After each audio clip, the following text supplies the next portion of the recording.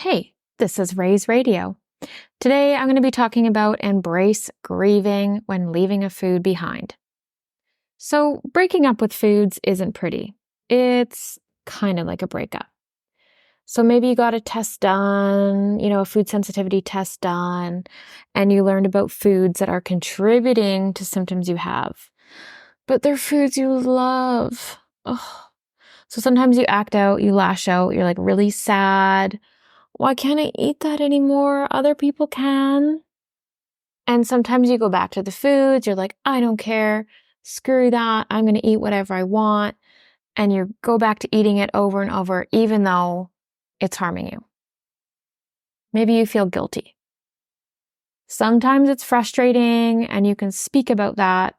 And other times all the drama is just words in your head.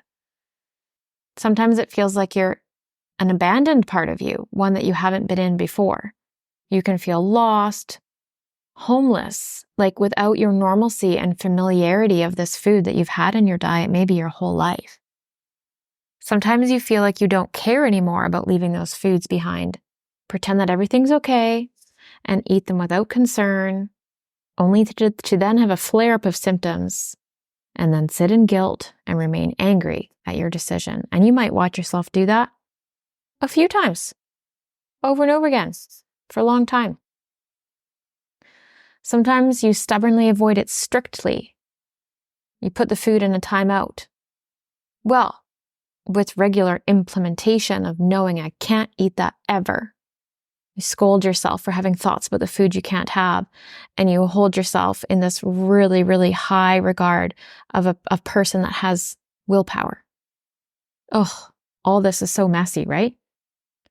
So I'm not going to tell you that you should be taking certain foods out of your diet. While I recognize as a nutritionist that there are many foods that don't work for people, I can support you to find out what those foods might be for your body, as I want people to learn how to be their own nutritionist, their own guru. So I'm not going to tell you what those foods are, because while there are certain foods that are better than others, everyone's different. And depending on our digestive system, our genetics, our lineage, our metabolism, our diagnoses, etc., people can handle different levels and qualities of foods differently and at different times. Plus, the more we label good and bad foods, the more we contribute to the damaging system that is diet culture. So what I am going to tell you is this. When you find the foods that don't feel good for you, that don't work for your body, and you finally know and recognize and have acknowledged that you have to leave them behind, make sure to leave yourself a grieving period. When we have to make changes where we have to cut something out, we have to cut ourselves some slack, that we're going to feel some feelings. So give ourselves some time and some space to implement this change, some observation time. You're changing your body cellularly. You are changing your body and mind, and you're working through a lot of stuff when you have to make changes, when you have to leave things behind. This takes time and patience.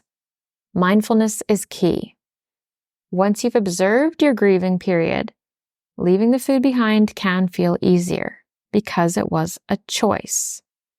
If we make it a conscious choice to do something for us that's going to feel good, rather than a hard-pressed, forced decision out of stubborn willpower, we can let it go easier. It won't control us anymore. And if your letting go period takes longer than you'd like, that's okay. Let yourself feel all the frustration, anger, and guilt and allow it to pass through you and observe it. These roller coasters are the interesting part that we get to observe in ourselves. This is how food can be a platform for healing. The more we learn about ourselves, the more doors open for us to explore, and the more interesting it all gets. I promise. If you would like some wellness accountability and support, I would love for you to join my Facebook group membership, Food and Healing. Send me a message to learn more. Thank you for listening.